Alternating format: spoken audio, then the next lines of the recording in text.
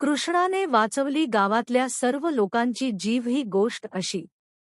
एका छोट्याशा गोकुळ नावाच्या गावात सगळे लोक आनंदात राहत होते. गुरेढोरे, शेती, दूधही यावर त्यांचा संसार चालायचा. त्या गावात लहानसा पण खूपच चुणचुणीत मुलगा होता. कृष्ण तो सगळ्यांचा लाडका होता. एकदा गावातल्या लोकांनी पावसासाठी इंद्रदेवाची मोठी पूजा करायचं ठरवलं. तेव्हा कृष्णाने विचारलं, आपण रोज ज्या गोवर्धन डोंगरावर गायी चरायला नेतो, ज्यामुळे आपल्याला पाणी, गवत आणि आधार मिळतो, त्याची पूजा का करू नये?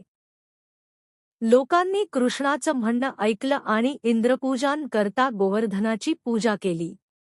हे पाहून इंद्रदेव फारच रागावला. त्याने जोरदार पाऊस, वादळ आणि पूर गावावर सोडला. सगळं गाव पाण्यात बुडू लागलं. लोक घाबरून गेले. गायी, मुलं, म्हातारे सगळे संकटात आले.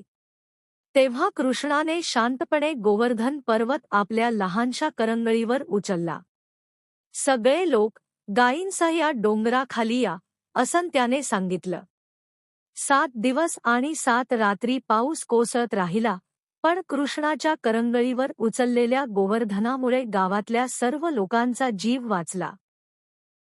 कुणालाही साधी खरचट सुद्धा झाली नाही. शेवटी इंद्रदेव आला.